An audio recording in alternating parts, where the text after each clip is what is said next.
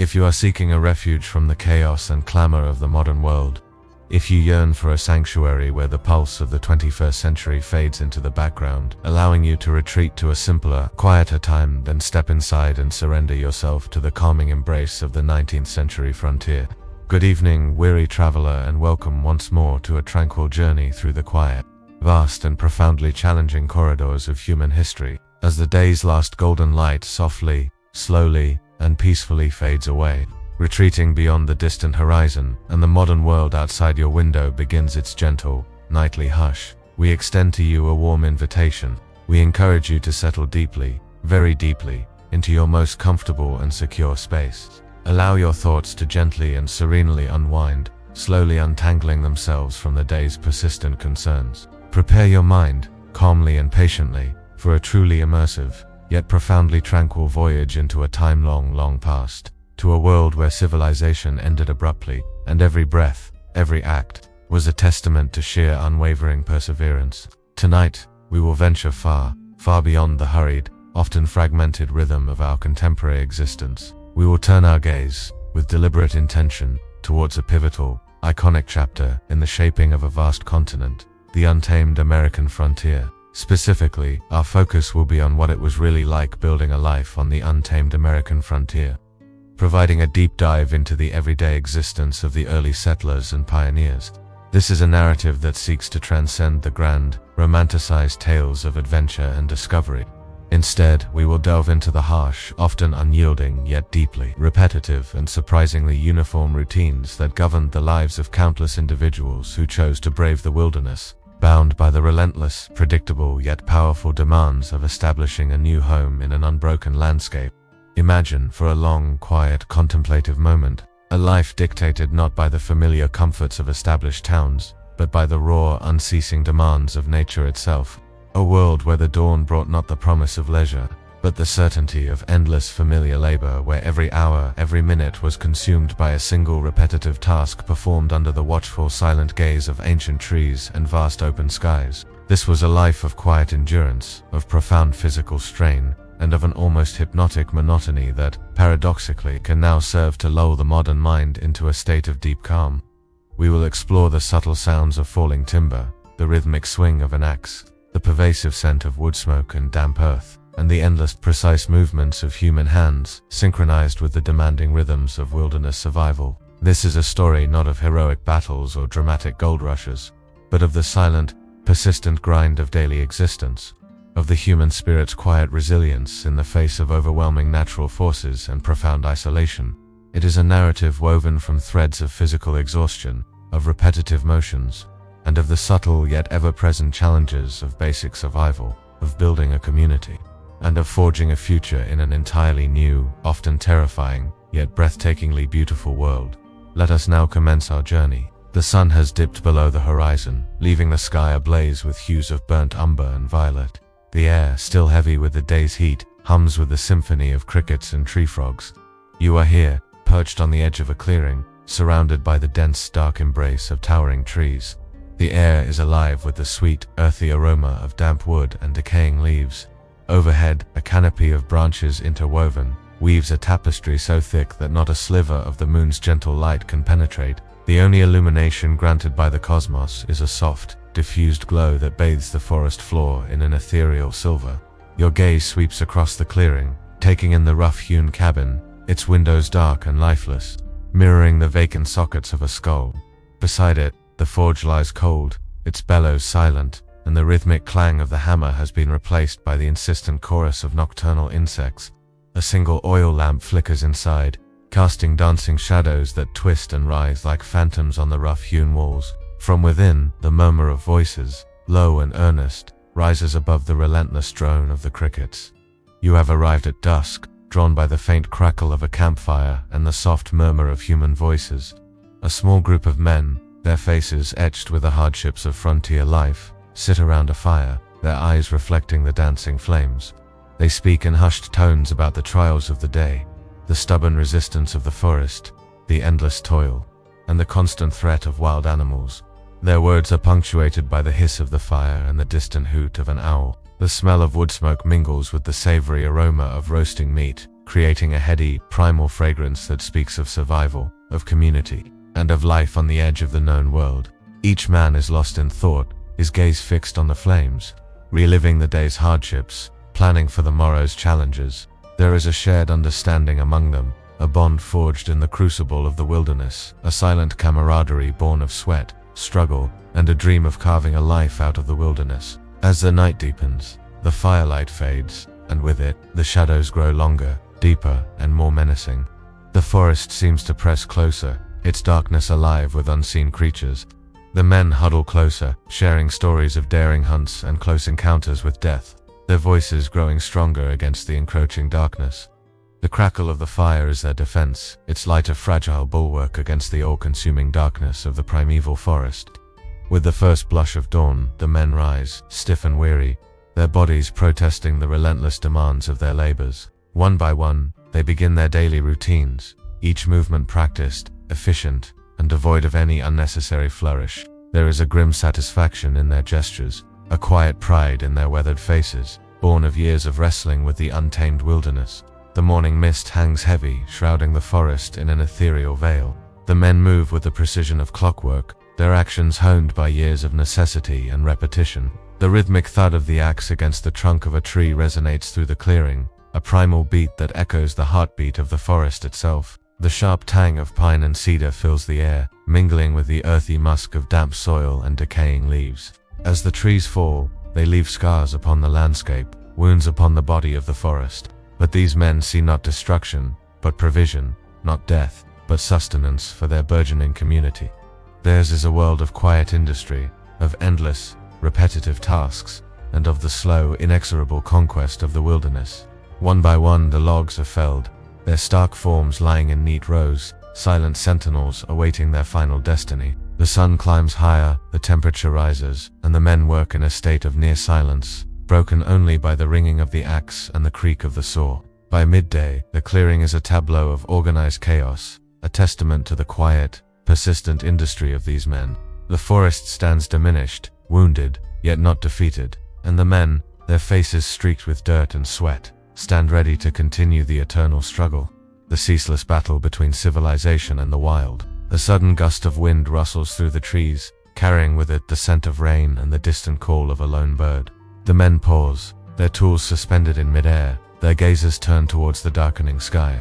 For a moment, there is a shared look of grim resignation on their faces. Another storm approaches, another test of their tenuous hold on this fragment of civilization in the heart of the wild. As the rain begins, the men seek shelter, their movements quick and efficient, born of years of living on the edge of the elements. The forest, once again, is their only companion, their solace, and their greatest adversary. And as the sun sets on another day, the men return to their humble dwelling, their bodies weary, their spirits unbroken.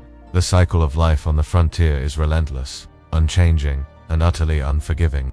Yet in the face of it, these men stand firm, their resolve a testament to the indomitable spirit of those who dared to tame the untamed. In the flickering lamplight, their faces etched with lines of toil and hardship, reflect the strength and quiet dignity of those who, day after day, built a life out of the wilderness itself. The aroma of wood smoke and roasting meat mingles with the earthy fragrance of wet soil and decaying leaves. And in the shared silence there is a profound sense of community, a bond forged in the crucible of the frontier. For here, on the edge of civilization, life is hard, the struggle is constant, and the rewards are few, yet the spirit of humanity shines brightly, a beacon in the encroaching darkness. So now, as you listen, breathe deeply, very deeply, letting your chest gently rise and fall with each breath. Feel the comforting, soft weight of your blankets surrounding you, wrapping you in a cocoon of warmth and security. Feel the gentle, steady rhythm of your own breath, a quiet anchor in the present moment. And finally, allow your mind to simply drift, too slowly, peacefully, begin its imagined journey into this rugged, ancient, and profoundly tranquil historical landscape. Let the whispers of tireless labor and the imagined echoes of silent, vast forests guide your thoughts serenely and without haste, towards a state of profound stillness, ultimate peace, and a truly restful, dream-filled sleep.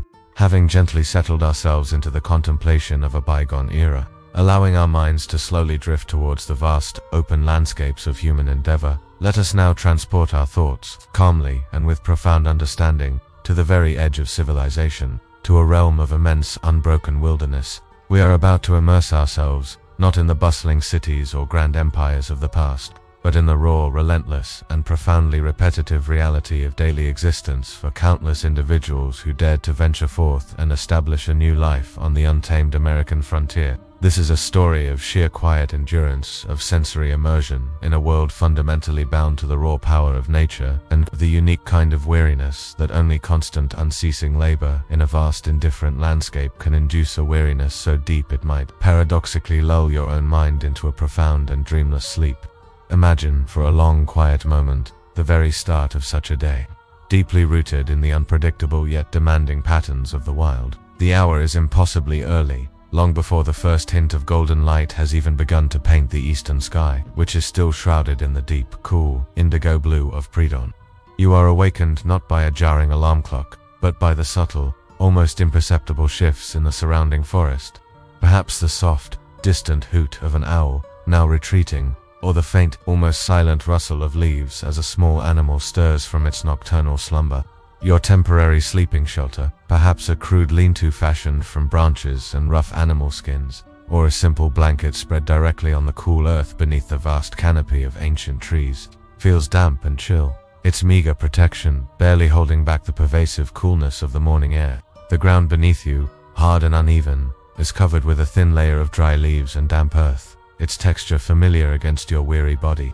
You rise slowly, stiffly, your muscles already aching with a deep, persistent soreness from yesterday's relentless toil, a low, constant thrum of fatigue already present deep within your limbs. The air here, even before the sun, carries a crisp, clean scent of pine needles, of damp earth, of decaying leaves, and the subtle, wild aroma of the untamed forest. The process of preparing for the day is quick, efficient, and deeply habitual, devoid of any lingering luxury or comfort. There is no running water piped into your wilderness dwelling. Instead, you would carry a sturdy wooden bucket or a simple metal pail down a narrow, winding path to a nearby stream or a small, cold spring. Imagine dipping the pail into the clear, icy water, feeling its bracing chill against your skin. You might splash a meager handful of this invigorating cold water onto your face, feeling its sharp, shocking coolness awaken your skin. A fleeting moment of freshness quickly absorbed by the dry, crisp forest air. Your hair, coarse and practical, is quickly smoothed. Your clothing is simple, unadorned, reflecting your pioneering status. Sturdy buckskin trousers or rough wool breeches, a thick linen or homespun cotton shirt chosen for its durability against thorns, rough bark, and persistent wear rather than for any comfort or appearance. Its fabric feels thick, almost stiff, against your skin, a familiar, unchanging sensation that defines your daily attire. The air around you is still, heavy, filled with the quiet, anticipatory hum of the impending workday. There is no time for idle conversation. The profound silence of the wilderness is broken only by your own soft breathing and the subtle rustle of your worn clothing as you prepare to face the monumental tasks ahead. Breakfast, a crucial source of raw energy for the grueling hours ahead, is meager and quickly consumed. It consists primarily of basic, nourishing staples. Perhaps a piece of hard, dry cornbread, its texture rough against your tongue, softened with a few sips of cool, clear stream water. Or perhaps a bowl of simple, thick gruel made from boiled oats or cornmeal, tasting faintly of smoke from the cooking fire and raw grains. The aromas are simple, earthy, utilitarian, reflecting the direct, unadorned bounty of the immediate wilderness. This meal is not consumed for pleasure, but purely for fundamental sustenance, providing the minimal fuel necessary for your body to endure the long, demanding hours ahead. It is consumed swiftly, silently, almost mechanically, a direct reflection of the day's unyielding schedule. There is no lingering, no extended conversation. The focus is entirely on the quick intake of calories, before the sun begins its relentless ascent and the unbroken forest calls out for your labor. Then comes the walk to your chosen worksite, often just a short distance from your temporary shelter, yet always imbued with a sense of purpose and a profound, intimate connection to the land you are striving to tame. Imagine stepping out from your modest lean-to into the pre-dawn stillness of the vast, ancient forest. The air outside is cool, crisp, carrying the pervasive, rich scent of pine needles, of damp earth, of decaying leaves, and the subtle, wild, untamed aroma of the deep woods. The ground beneath your worn leather boots or bare feet is uneven, covered with a thick carpet of dry leaves, fallen branches, and soft yielding earth. Its texture familiar against your soles. You are often alone, a solitary figure in an immense living landscape. The only sounds are the soft, rhythmic crunch of your footsteps on the forest floor, a quiet counterpoint to the profound stillness of the pre-dawn wilderness. The sense of anticipation is not one of excitement, but of determined resignation, of entering a monumental task where your individual will must be entirely subsumed by the overwhelming power and resistance of nature. Upon finally reaching the chosen site for your day's monumental task, the true repetitive toil of frontier life begins. The ground before you is wild, unbroken, covered with centuries of dense forest growth, towering trees, thick underbrush, ancient roots crisscrossing the soil. The air here feels heavy, thick with the earthy scent of moist soil, of growing timber, and of the unique, resinous aroma of pine. Imagine yourself taking your initial stance, a solitary figure in an immense, living landscape, yet connected to countless other pioneers performing the exact same, arduous task in scattered clearings across the vast frontier. The very first, and perhaps most defining, task of building a life on the frontier is the monumental effort of clearing the land. This involves the arduous, backbreaking work of felling massive trees, removing stubborn stumps, and clearing thick underbrush to create a space, however small, for your future home and fields. If it is felling season, you would grasp your heavy, double-bitted axe, feeling the worn, smooth wood of its handle, the cold, unforgiving weight of its steel head. You position yourself carefully before a towering pine or an ancient oak, its rough bark a formidable barrier. With a slow, rhythmic motion, you begin to swing the axe, its sharp blade biting deep into the thick timber. The sounds are distinct and deeply repetitive, the loud, resounding thwack of the axe as it strikes the wood, sending chips flying, followed by the soft, rhythmic pull as you extract the blade. This motion is repeated countless times, back and forth, up and down, your muscles straining, your breath coming in rhythmic gasps. The air is filled with the sharp, resinous scent of freshly cut timber, a clean, raw aroma. As the axe continues its tireless work, you would begin to hear the subtle groaning and creaking of the massive tree, a low, mournful sound as its fibers begin to give way. The sounds of breaking branches, the soft rustle of leaves, the gradual shift in the forest's ambient quiet. Finally, with a monumental effort and a slow, agonizing groan, the tree begins its inevitable descent, crashing down with a thunderous roar, a sound that reverberates through the entire forest, momentarily shattering the stillness, before silence slowly, gradually, reclaims its dominion, leaving only the sound of your own heavy breathing and the rhythmic thumping of your heart. Once the trees are felled, the work shifts to the arduous task of removing stumps and clearing brush. Imagine spending hours on your hands and knees, feeling the rough earth beneath your calloused hands, digging around stubborn roots, hacking away at persistent undergrowth with a heavy hoe or a sharp machete. The sounds are repetitive, the soft scrape of metal on soil, the rhythmic thunk of roots being severed, the rustle of dry leaves and branches being gathered and piled. This painstaking, continuous labor is performed again and again, across the entire clearing, an endless progression of removal, each root and branch a small victory against the untamed wilderness. The aroma of disturbed earth, of raw, broken plants, fills your nostrils, an unchanging part of your sensory world. After the land is cleared, the monumental task of building your shelter, your cabin, begins. This is a slow, laborious process, undertaken often with only the simplest tools and the strength of your own hands. Imagine selecting sturdy logs, carefully chosen for their straightness and thickness. You would then strip the bark from each log, a repetitive action of peeling back the rough outer layer, feeling the smooth, cool wood beneath, its aroma clean and resinous. Then comes the precise, physically demanding work of notching the logs, carefully carving interlocking joints at each end, ensuring they fit together snugly, forming strong, secure corners. Imagine the rhythmic sound of your axe or adze slowly chipping away at the wood, the soft fall of wood chips, the careful measurement and adjustment of each cut. This precise, patient work is performed countless times, for each log, each wall, each corner of your future home. The raising of the cabin walls is an even more arduous cooperative task, often requiring the assistance of any nearby neighbors, if you are fortunate enough to have them.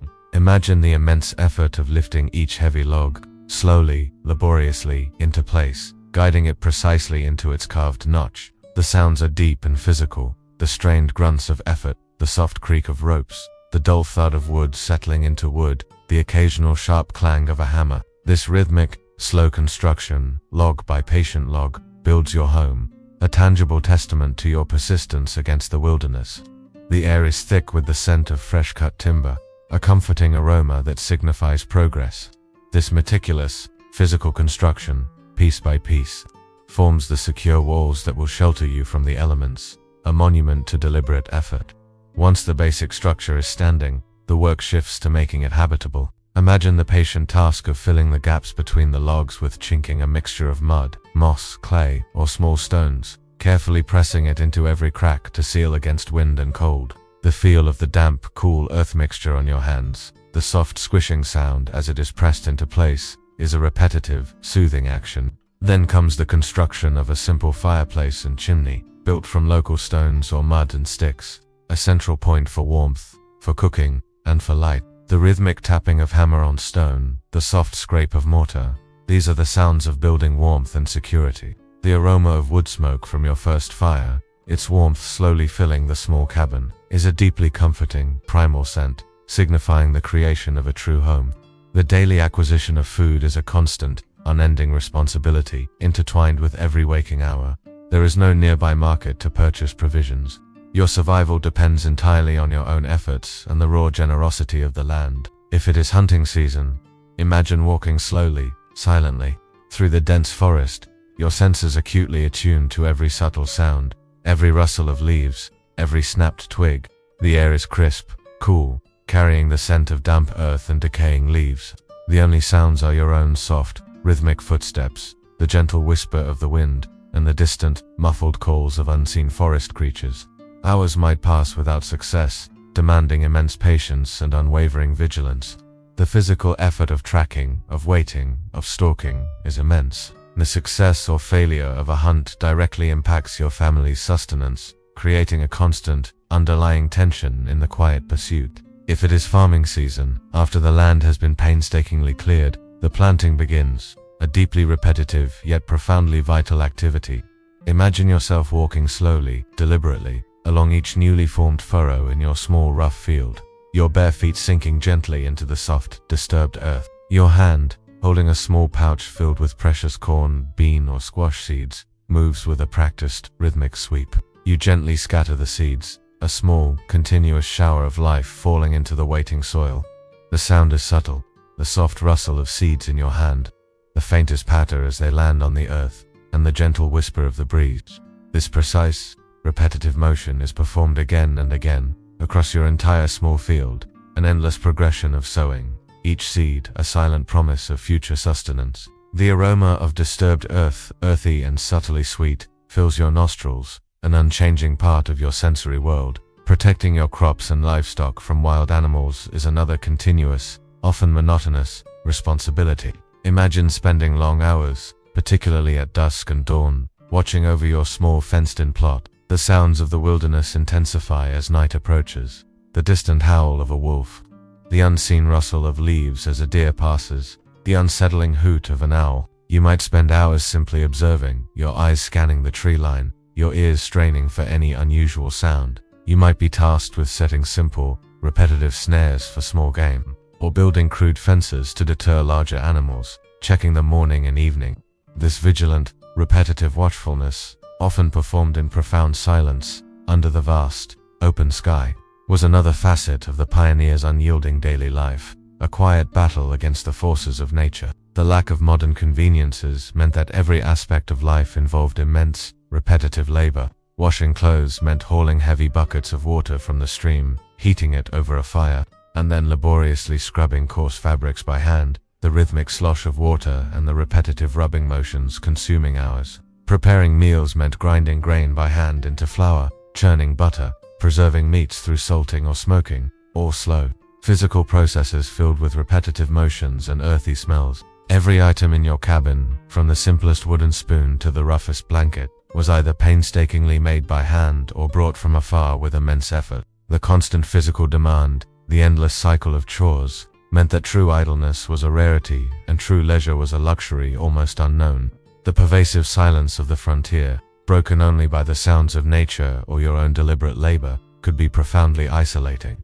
You might go days, even weeks, without seeing another human face beyond your immediate family. The sounds of the wilderness, the ceaseless whisper of the wind through the trees, the distant cries of wild animals, the rhythmic drumming of rain on the cabin roof, become your constant companions. This immense, unbroken silence can be both comforting, allowing for deep introspection, and at times, deeply unsettling, emphasizing your profound solitude. Your thoughts become your primary, indeed your only, companions, a constant internal monologue, as you observe the minute, almost imperceptible details of the passing wilderness, a new leaf unfurling, a small insect crossing your path, the subtle shifts in cloud formations.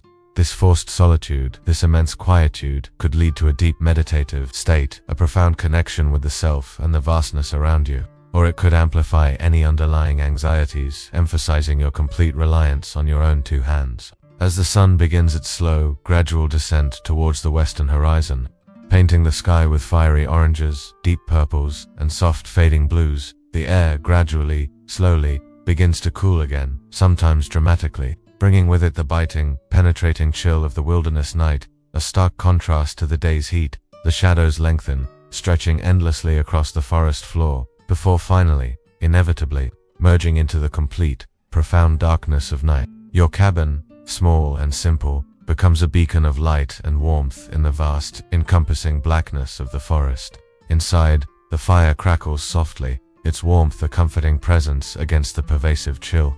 And as you finally, slowly, lay your weary body down upon your simple sleeping mat, your muscles aching, your entire being filled with profound fatigue, you know with deep certainty that tomorrow the sun will rise again, inevitably, and the endless, silent, demanding work of building a life on the untamed frontier will simply, quietly, continue another day, another step, another challenge overcome, guiding you, through sheer exhaustion, towards a deep, restorative sleep.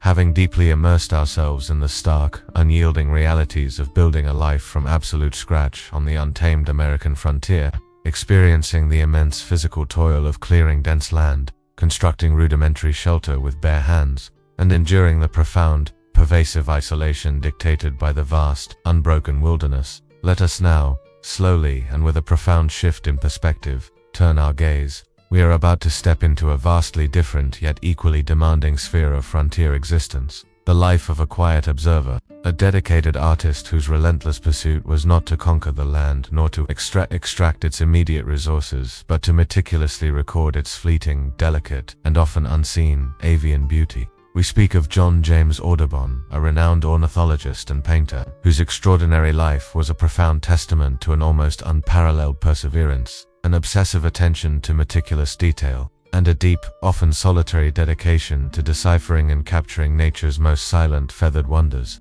Imagine Audubon's early life, a complex tapestry woven from various, often contrasting threads of privilege and ambition. Born in 1785 on a sugar plantation in Saint-Domingue, which is now known as Haiti, he was the illegitimate son of a prosperous French plantation owner and a Creole chambermaid. He was soon, while still an infant, taken to France, where he was raised and received a gentleman's comprehensive education, a privilege far removed from the labor of the frontier. He learned to play music, to fence with precision, and crucially, to draw with a keen eye. From a very young age, even amidst his formal studies, a deep, intrinsic, and almost obsessive fascination with the natural world, particularly with birds, began to subtly stir and blossom within his young mind. Unlike the often rigid, academic studies of many European naturalists of his era, Audubon's approach to understanding nature was always rooted in direct, hands-on, deeply personal observation. Imagine him as a young boy spending long, quiet, unhurried hours wandering through the ancient sun-dappled forests of France, his sketchbook always clutched firmly in his hand, meticulously sketching birds, trying with unwavering patience to capture their elusive forms, their fleeting movements, and their vibrant, intricate colors. This was a quiet passion, pursued with an ever-increasing intensity, slowly, steadily setting the stage for his extraordinary and groundbreaking future endeavors. In the year 1803, at the relatively tender age of 18, Audubon was dispatched to America by his father, entrusted with the responsibility of managing a family farm near the quiet historic area of Valley Forge, Pennsylvania, a property thoughtfully named Mill Grove. This marked his true, profound introduction to the vast, teeming, and often overwhelming wilderness of the North American continent. It was here, amidst the sprawling forests and untouched rivers, that his nascent passion for ornithology truly, irrevocably blossomed. He spent countless, unhurried hours wandering through the dense, ancient forests, across vast, rolling hills that seemed to undulate endlessly, and along the slow, meandering rivers, tirelessly observing birds in their wild, natural habitats. Imagine the profound stillness that characterized these early American woodlands, the soft, almost imperceptible rustle of unseen leaves underfoot as he walked, the distant clear call of a hawk circling high above in the boundless sky, the gentle continuous hum of unseen insects amidst the tall grass, and the complex, beautiful symphony of countless bird calls, each one distinct and recognizable, filling the quiet air. Audubon did not simply watch. He immersed himself entirely, becoming one with the environment. He learned, through endless repetition and patient observation, to identify individual bird species by their unique calls, by their characteristic flight patterns, and by their subtle, distinctive behaviors. This was a slow, methodical process of self-directed learning, often undertaken in profound solitude, requiring immense, unwavering patience and an exceptionally keen, discerning eye for the most minute of details. His early youthful attempts at drawing birds, though filled with an undeniable enthusiasm, were often, he admitted, somewhat stiff and lifeless. Most conventional bird illustrations of the time typically depicted specimens in rigid, unnatural poses, often drawn from dried, lifeless, stuffed specimens, or those unnaturally pinned for display. Audubon, however, with his keen eye for vitality, sought to capture the dynamic, living essence of each bird, to imbue his drawings with the spark of life. To achieve this, he devised a unique, revolutionary method. After carefully and humanely obtaining a specimen, he would immediately and meticulously pose it, using a complex arrangement of thin wires and delicate threads, carefully arranging it in a lifelike, dynamic posture, as if it was still alive, still active, still in mid-flight or perched. Imagine the meticulousness, the almost obsessive precision of this process, painstakingly shaping the delicate wings to simulate flight, positioning the head to convey alertness, and arranging each individual feather with perfect naturalism, all while drawing upon his countless hours of direct observation of the bird's natural behaviors and unique characteristics. This innovative approach allowed him to draw directly from a realistic, living representation, capturing the bird's unique characteristics and vibrant energy in a way no one had before. The artistic work itself was painstaking, often stretching for long, silent hours, demanding absolute, unwavering focus on every single feather, every delicate marking, every subtle shift in coloration, every nuance of light and shadow. The distinct smell of fresh bird, of damp paper, and of the various earthy pigments he used, would have filled his senses during these quiet, intensely creative sessions, forming an integral part of his artistic solitude. The true immense challenge and the ultimate test of Audubon's profound perseverance truly began when he conceived of his monumental, life-defining project to meticulously document every single bird species in North America, and even more audaciously to illustrate them all in life-size natural poses rendered with unprecedented accuracy and beauty. This was an undertaking of truly unimaginable scale, requiring not just extraordinary artistic talent, but immense, unwavering physical endurance, relentless, often dangerous travel through untamed lands, and an unshakable, solitary dedication that transcended all personal comfort and financial security. In 1819, after a series of successive crushing business failures that left him nearly bankrupt and financially destitute, he made the difficult, yet ultimately pivotal decision to fully, irrevocably commit to this singular artistic and scientific pursuit, a calling that would consume the remainder of his active life. He reluctantly left his loving wife, Lucy, and his 2 young children behind, embarking on what would become decades of wandering through the vast, untamed, and often unforgiving American wilderness. His sole companions, his pencil, paper, and an unwavering vision. Imagine, in vivid detail, Audubon's long, solitary journeys through the vast, unbroken forests of the Ohio River Valley, where towering trees formed an endless canopy overhead, filtering the sunlight into dappled patterns on the forest floor. Or picture him traversing the dark, watery, insect-ridden cypress stands of the deep south, where the air was thick with humidity and the only sounds were the splash of an oar and the buzzing of unseen creatures. Or perhaps visualize him moving through the dense ancient woods of New England, where stony paths wound through centuries-old trees. He often traveled alone, a solitary figure dwarfed by the immense landscape, or with only a few trusted guides or companions. Moving slowly, deliberately, always with his precious sketching materials carefully protected from the elements within waterproof containers. His primary mode of transport was often the simplest, most fundamental, walking for endless, weary miles.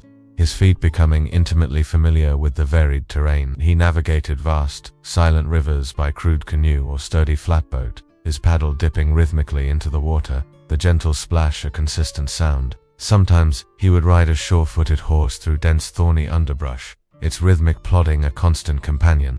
The ambient sounds of his travels would have been the soft, rhythmic crunch of dry leaves underfoot, the gentle, continuous splash of paddles in quiet, flowing waters, the almost imperceptible hum of unseen insects, and the grand ever-present symphony of the wilderness around him. The distant cry of an eagle, the rustle of unseen creatures in the undergrowth, the murmur of the wind through the tall pines. Nights were spent in crude, makeshift lean-tos, often under the vast open star-studded sky, or in simple, isolated frontier cabins, sharing meager meals and hushed stories with grizzled trappers, quiet Native Americans, or equally isolated settlers. The air would be cold, crisp, carrying the raw, earthy scent of wood smoke from a small campfire and the dampness of the forest floor. Sleep would be a hard-earned luxury, often fitful, disturbed by the unfamiliar, sometimes unsettling sounds of the wilderness, a distant howl, a branch snapping, a sudden rustle in the dark undergrowth.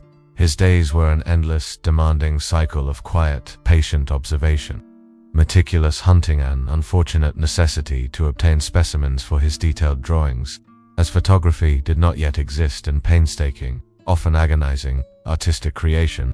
Imagine him sitting for hours absolutely still, almost perfectly camouflaged in a hidden spot in the forest, observing a nesting pair of delicate warblers as they flitted silently through the branches, or a majestic hawk perched motionless on a distant, towering branch, its eyes scanning the landscape below. His eyes, sharp, patient, and incredibly discerning, would meticulously record every minute detail of their behavior, their intricate movements, their unique coloration, every subtle nuance.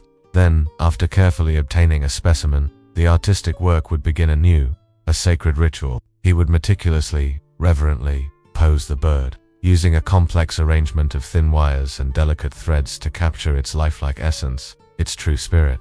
Then, with an array of fine brushes, vibrant watercolors, and precise pencils, he would begin the slow, deliberate process of transferring the bird's exact image to paper. Each individual feather, each delicate, intricate marking, each subtle shift in color, each glistening highlight in an eye, was rendered with meticulous, unwavering precision. This was a long, slow, often agonizing process, requiring intense, single-minded focus and an almost obsessive attention to the most minute of details, often stretching for days, sometimes even weeks, for a single, magnificent plate. The profound silence of the wilderness, broken only by the natural sounds of the environment and the almost imperceptible sounds of his own artistic labor, became the serene, encompassing backdrop for his intense, artistic concentration, allowing him to merge completely with his subject. Audubon's tireless travels led him to the most remote, untouched corners of the American frontier, places rarely seen or even imagined by settled society. He ventured into uncharted territories, pushed by an unquenchable thirst for knowledge and artistic perfection. He faced immense, often life-threatening hardships. The biting, penetrating cold of northern winters where snow drifted deep and food was scarce. The oppressive, suffocating heat and relentless swarms of mosquitoes in southern swamps, where illness lurked unseen. Dangerous, unexpected encounters with wild animals, from formidable bears to venomous snakes, and the constant underlying threat of debilitating illness or injury far from any possibility of medical aid. He was often impoverished, relying on the kindness of strangers, trading small sketches for food or shelter, or selling single drawings to fund the immense, ongoing expenses of his monumental project. Yet, through all these arduous trials, through every setback and every moment of despair, his artistic and scientific resolve remained utterly unbroken. His journal entries, meticulously penned by the flickering, uncertain light of a small campfire, often while exhaustion gnawed at his limbs, reflect not despair or self-pity, but a quiet, persistent determination, an unshakable optimism, and a deep, abiding love for the wilderness and its myriad inhabitants. He understood with a prescient clarity that he was engaged in a quiet race against time, as the untamed landscapes he explored, and the diverse bird populations he documented, were slowly, inexorably being altered. and diminished by the very settlers and industrial forces he occasionally encountered. The monumental task of creating the massive copper plates for printing his magnum opus, his grand collection known as the Birds of America, was another immense, slow, and profoundly precise undertaking, demanding a different kind of endurance. Once he had meticulously completed a series of his intricate watercolors, he would then need to secure the services of highly skilled and often found only in the established art centers of Europe, who possessed the unique ability to translate his delicate, vibrant paintings onto large, unforgiving copper plates. Imagine the engraver, working in a quiet, specialized studio, meticulously scratching every single line, every individual feather, every minute detail, every subtle texture, onto the hard copper plate using specialized, sharp tools, a process known as engraving. This was an incredibly slow, painstaking process that required immense artistic skill, unwavering patience, and absolute precision, as one wrong stroke could ruin hours of work. The soft, rhythmic scratching of the engraving tool, the gentle polishing of the plate's surface to remove any burrs. These were the subtle sounds of transforming fragile art into a durable, reproducible form. Each plate, once completed, was then carefully inked, often by hand, and pressed with immense pressure onto high-quality, absorbent paper, creating the magnificent, life-sized prints that would become the enduring hallmark of his unparalleled work. The actual publication and distribution of the Birds of America itself was a colossal, slow endeavor, stretching over a decade from its initial publication in 1827 to its completion in 1838. It was published by subscription, a common method for grand projects of the era, meaning that wealthy patrons, often scattered across continents, paid for it in numerous installments, gradually receiving the magnificent plates as they were completed and printed.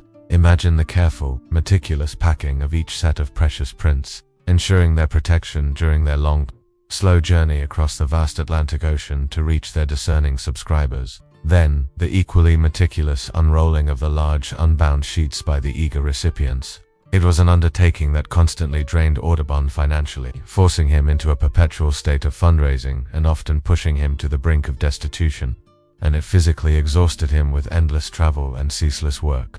Yet, through all these immense trials, his singular perseverance was unyielding, his commitment to his grand vision unwavering. The sheer scale and breathtaking beauty of the work eventually earned him international acclaim, a testament to his quiet, relentless dedication, his profound artistic skill, and his enduring vision.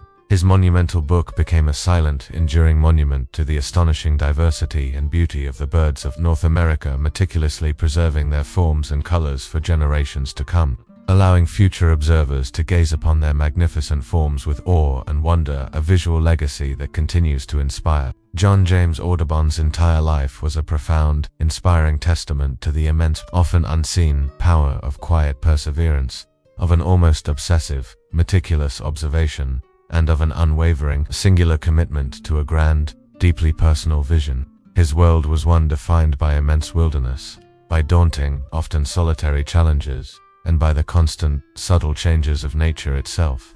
Yet, his approach to this world was one of deliberate, patient observation, of painstaking artistic creation, and of a deep, unshakable belief in the intrinsic beauty and scientific value of the natural world. He lived with a quiet, unrelenting dedication, using his extraordinary artistic talents not for personal glory, but to illuminate the vast, unseen avian life of a still developing continent, to give silent voice to the countless birds that flew over its forests and rivers.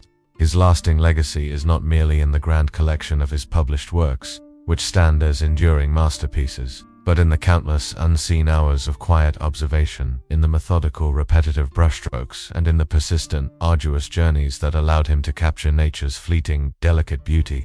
And as you contemplate the quiet discipline and profound, enduring impact of this extraordinary artist-naturalist, may your own mind find a similar stillness, a deep sense of calm, preparing you gently for a truly restful and dream-filled sleep. Having deeply immersed ourselves in the stark, unyielding realities of building a life from absolute scratch on the untamed American frontier, experiencing the immense physical toil of clearing dense land, constructing rudimentary shelter with bare hands, and then contemplating the quiet, meticulous dedication of a natural artist like John James Audubon, whose patience brought the hidden beauty of birds to life, let us now, slowly and with a profound shift in perspective, turn our gaze. We are about to step into a vastly different, yet equally poignant, sphere of frontier existence, the silent, fading remnants of the ghost towns of the Old West. These are not places of bustling life and grand narratives, but rather somber, tranquil monuments to forgotten dreams, to sudden departures, and to the immense, unhurried power of time and nature to reclaim what was once vibrant and full of human ambition. Imagine, for a long, quiet moment, a town that once pulsed with life. Perhaps it sprang up almost overnight, driven by the frantic excitement of a gold strike, or the discovery of a rich silver vein, or perhaps it emerged more slowly, as a quiet, steady waypoint along a burgeoning cattle trail, or a promising new agricultural settlement. In its heyday, such a town would have been a symphony of frontier sounds. The rhythmic clang of a blacksmith's hammer echoing from a dusty forge, the distant muffled shouts of prospectors, the creak of wagon wheels on unpaved roads, the murmur of conversations from a bustling saloon, the faint off-key plinking of a piano. The air would have carried the sharp, invigorating scent of pine resin from freshly cut timber, the acrid Thames of gunpowder, the earthy smell of horse sweat, and the pervasive aroma of wood smoke from countless cooking fires. This was a place of vibrant, if often chaotic, human endeavor, a microcosm of hope and relentless striving. Yet, as quickly as many of these towns sprang into existence, they often faded, slowly, imperceptibly, back into the vast, indifferent landscape from which they were carved. The primary cause of their decline was often the very resource that created them. Imagine a gold mine, once teeming with frantic activity, its tunnels echoing with the sounds of picks and shovels, its air thick with dust and the smell of damp earth. Slowly, gradually, the rich veins would begin to thin, the gold becoming harder and harder to extract. The whispers of dwindling returns would spread through the town like a subtle, chilling breeze. The sounds of labor would diminish, becoming less frequent, less vigorous. One by one, the miners would pack their meager belongings, their footsteps soft on the dusty roads, heading towards the next rumored strike, seeking a new promise of prosperity. Their departure was rarely dramatic, often a quiet, almost imperceptible exodus, leaving behind only the lingering echoes of their hopes. The slow departure of the miners would trigger a ripple effect throughout the entire town. The general store, once a hub of activity, its shelves stocked with sacks of flour, tools, and candles, would find its customers dwindling. The saloon, once filled with boisterous laughter and the clinking of glasses, would grow quieter, its piano player finding fewer and fewer patrons for his weary tunes. The blacksmith, his hammer, once a constant, reassuring clang, would find less and less work for his strong hands. Imagine the subtle changes, the dust on the shelves growing thicker, the silence in the saloon becoming more profound, the cobwebs slowly beginning to stretch across empty doorways. The wind, that constant voice of the wilderness, would start to whisper more clearly through the cracks in the wooden buildings, its voice no longer masked by human activity. Other towns met their quiet demise due to shifts in larger infrastructure, particularly the railroads. Imagine a thriving frontier town, built around a stagecoach stop, or a bustling river crossing. Its prosperity was tied directly to its location on a vital transportation route. Then, a new railway line would be constructed, its steel tracks stretching across the vast plains, often bypassing established towns by mere miles. The sounds of the distant train, once a symbol of progress, would become a mournful, passing whistle, a stark reminder of lost opportunity. Imagine the slow, agonizing realization as residents watched new arrival towns spring up along the railway, drawing away trade, commerce, and ultimately, people. The quiet exodus would begin, families packing their wagons, their horses' hooves making soft, rhythmic thuds on the dusty roads as they headed towards the promise of the new railhead. This was a silent, economic death, dictated by the relentless march of technological progress, leaving behind a place that was simply no longer useful to the wider world. Sometimes, the reasons for abandonment were even more insidious, more subtle, tied directly to the unforgiving nature of the land itself. Imagine a promising agricultural settlement, its fields initially green and vibrant, but slowly, imperceptibly, the rains might diminish. The crucial water source might dwindle to a mere trickle, or the fertile topsoil might erode, carried away by relentless winds. The quiet desperation would build as crops withered in the baking sun, as wells dried up, leaving behind only cracked earth and the silent whisper of a dying hope. The sound of a farmer's discouraged sigh, the creak of an empty bucket, lowered into a dry well, the soft rustle of dying cornstalks in a dry breeze. These would be the melancholic sounds of a town slowly succumbing to ecological change. The final departure would be a quiet, weary surrender, leaving behind farms that never quite bloomed, dreams that never fully bore fruit. Today, when you visit one of these silent ghost towns, the experience is profoundly unique and deeply contemplative.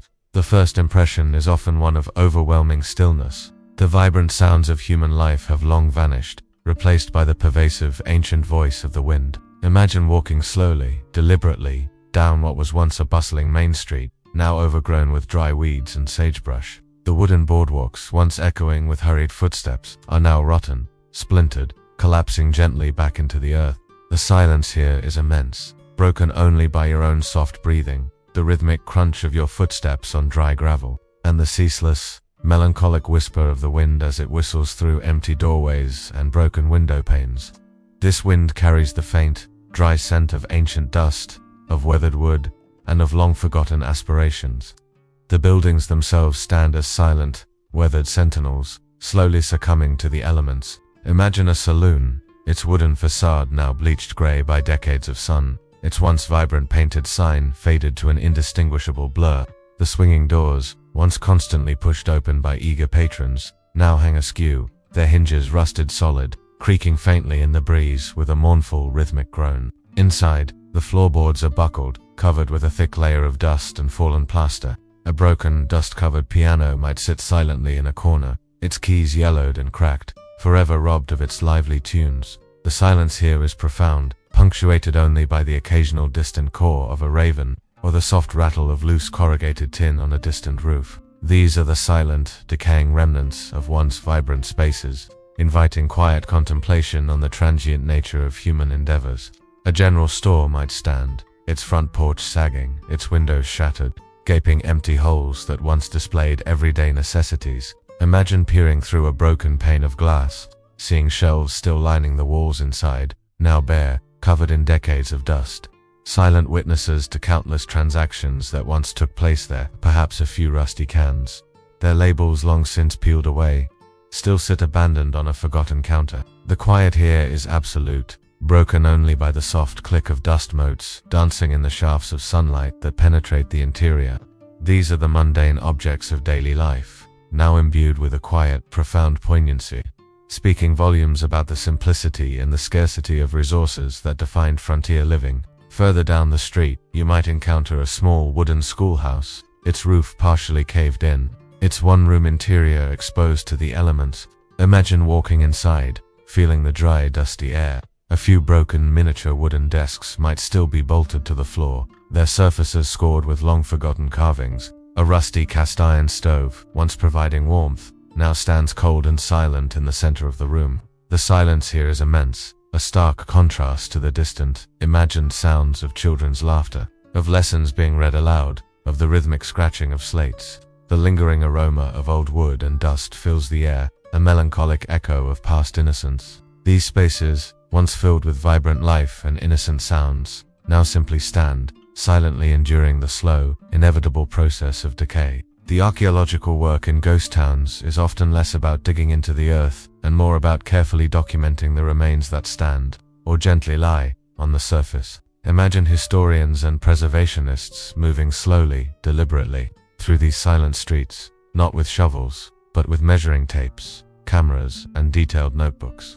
They document the subtle decay of the wooden structures, the way rust slowly consumes metal, the patterns of dust accumulation. They piece together the stories of the original inhabitants from old census records, fragmented letters, and faded photographs, giving quiet voice to the anonymous individuals who once called these places home.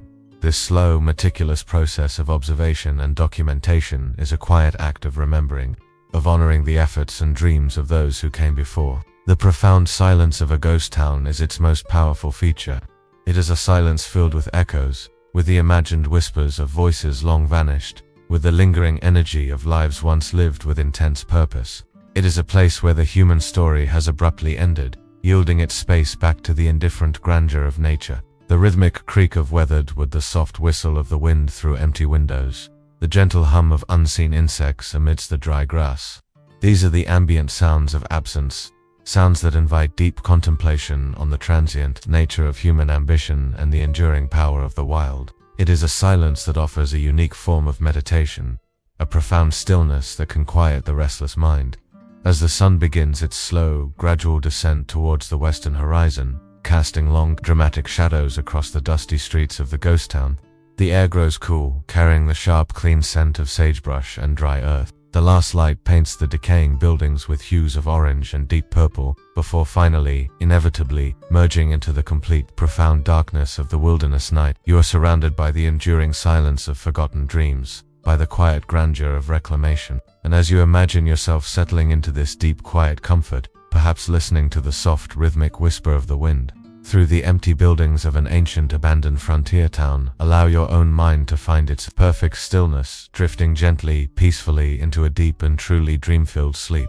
Having deeply immersed ourselves in the stark, unyielding realities of building a life from absolute scratch on the untamed American frontier, experiencing the immense physical toil of clearing dense land, constructing rudimentary shelter with bare hands, and then contemplating the quiet, meticulous dedication of a natural artist like John James Audubon, whose patience brought the hidden beauty of birds to life, and finally, having reflected on the melancholic, fading whispers of the ghost towns that marked the frontiers.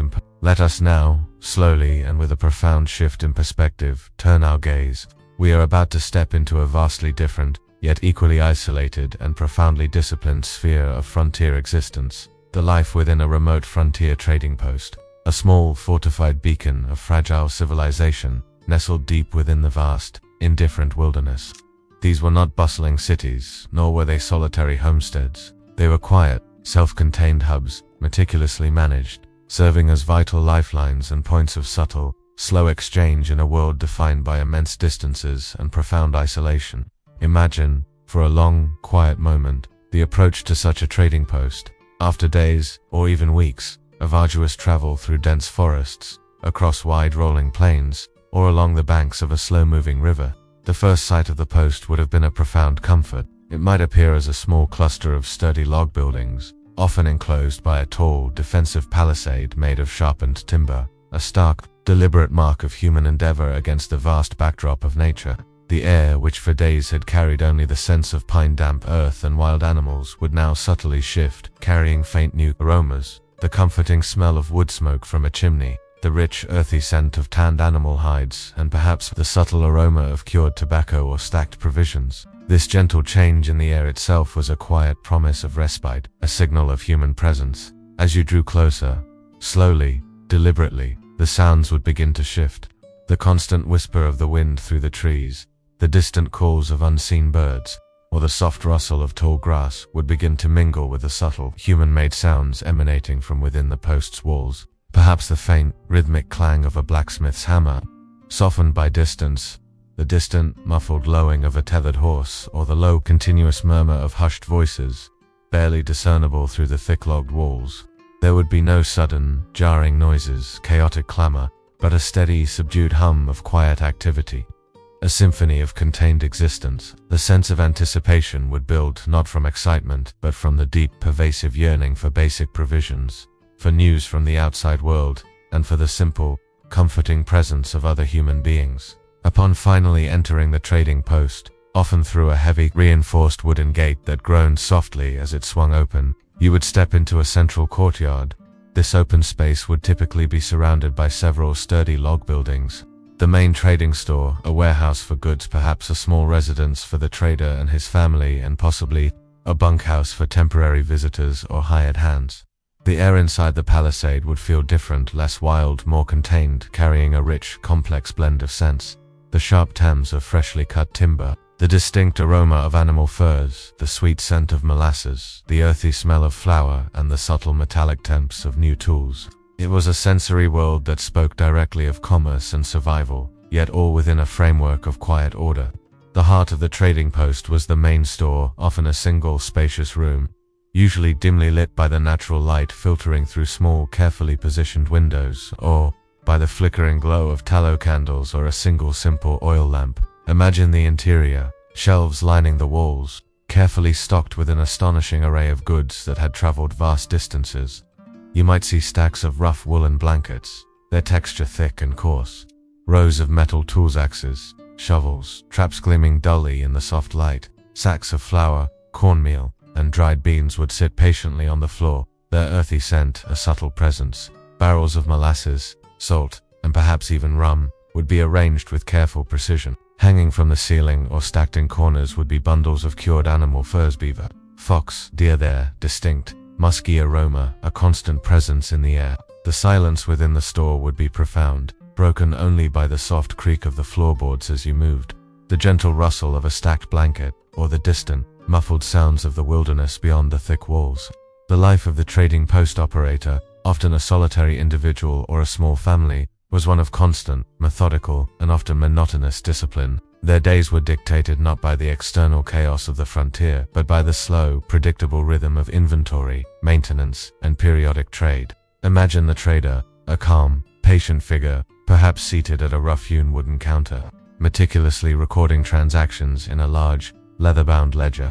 The soft scratch of his quill pen on coarse paper, the gentle rustle of a page being turned, these would be the constant sounds of his administrative duties. He would spend hours quietly organizing his stock, meticulously counting bundles of furs, carefully weighing sacks of flour, and ensuring each item was stored properly to protect it from moisture or pests. The systematic arrangement of goods, the precise calculations of their value, all contributed to a pervasive sense of order and quiet efficiency. The process of bartering, the very essence of frontier trade, was a deliberate, unhurried ritual. Imagine a Native American trapper, perhaps a quiet, stoic figure, entering the store, his moccasined feet making no sound on the floorboards, carrying a heavy bundle of beaver pelts. The exchange would begin not with hurried words, but with a period of quiet observation, a silent assessment of the goods. Then, a slow, patient negotiation would unfold, conducted with polite, measured tones. The trader would carefully inspect the furs, feeling their texture, assessing their quality, their weight. The trapper might examine the tools, the blankets, or the beads on offer. There would be long pauses of silence, allowing each party to consider the offer, to calculate the value, to weigh the subtle nuances of the transaction. The air would be filled with the faint scent of animal hides and the earthy aroma of trade goods. The sounds would be soft, the gentle rustle of furs being examined, the quiet clink of metal tools, the low, steady murmur of voices engaged in polite, calculated exchange. The transaction was not merely economic, it was a slow social dance, built on trust and mutual understanding. The visitors to the trading post were as varied as the frontier itself, each bringing a different energy, a different set of sounds and stories, yet all contributing to the post's unique rhythm. There were the solitary trappers, often grizzled and laconic, their movements slow and deliberate, their voices hushed by long periods of solitude in the wilderness. They would trade their furs for essential supplies, their conversation sparse, often just quiet nods and meaningful glances. There were the homesteaders, perhaps a weary family in a slow-moving wagon, seeking seeds, tools, or news from the distant settlements. Their voices often softer, more hesitant, burdened by the daily grind of pioneering life. There were also occasional soldiers from distant forts, or government agents, their uniforms a splash of formal color, their voices perhaps more clipped, their movements more precise. Each arrival and departure was a quiet event, a momentary ripple in the post's pervasive calm, before the silence of the wilderness once again reclaimed its dominance. Despite being a hub of activity, a frontier trading post was profoundly isolated. It could be weeks, or even months, between supply shipments, or between visits from other human beings. The trading post operator lived a life of profound solitude, broken only by these infrequent, quiet interactions. Imagine the long, silent evenings after the last visitor had departed, and the heavy gate had been securely bolted for the night. The sounds inside the post would be minimal, the gentle crackle of a log fire in the hearth, its warmth a comforting presence against the cold wilderness night, the subtle creak of ancient timbers as the log cabin settled itself, the wind whispering softly around the sturdy walls, a constant reminder of the immense untamed world that lay just beyond. The air would be thick with the comforting scent of wood smoke, of curing hides, and of the unique aroma of stored goods. The trader would often spend these long, silent evenings in quiet contemplation, perhaps mending tools by the flickering firelight, or meticulously updating his ledgers, his pen scratching softly on paper. His thoughts would drift to the distant settlements, to the unpredictable nature of the next season's furs, or to the unseen dangers lurking in the vast wilderness. Sleep would come easily, a deep, restorative rest earned through a day of diligent work and constant vigilance. The profound isolation, while challenging, also fostered a deep sense of self-reliance, of quiet introspection, and a profound appreciation for the simple comforts of a warm fire and a secure roof. The sounds of the night would be those of nature, the distant howl of a wolf, the hoot of an owl, the soft rustle of unseen animals in the undergrowth, all muffled by the thick log walls, blending into a soothing background for profound sleep. The true significance of these remote trading posts lay not in grand narratives of conquest, but in their quiet, indispensable role as vital arteries for the silent expansion of the frontier. They facilitated the slow, steady flow of goods, ideas, and people into the vast wilderness. They were not just places of commerce, but centers of information, of respite, and of subtle cultural exchange. They served as quiet outposts of stability, allowing the homesteaders to acquire essential supplies, allowing the trappers to trade their valuable furs, and allowing the flow of goods that slowly, inexorably, began to tame the wild lands. Their silent, enduring presence, often for decades, underpinned the entire frontier expansion, providing the essential infrastructure without which the individual efforts of pioneers would have been far more precarious, far more isolated. These frontier trading posts, often forgotten in the grand histories, stand as quiet monuments to human ingenuity, resilience, and the power of simple, consistent effort. They remind us that even in the most untamed of landscapes, human beings found ways to create order, to connect, and to thrive, all within a rhythm of quiet discipline and immense endurance. Their silent logs, their dusty floors, and the subtle echoes of long-vanished transactions continue to whisper tales of quiet enterprise and patient survival, inviting deep contemplation on a unique chapter of human history. And as you contemplate the quiet rhythms and the enduring solitude of these remote frontier outposts, may your own mind find a similar stillness, a deep sense of calm, preparing you gently for a truly restful and dream-filled sleep.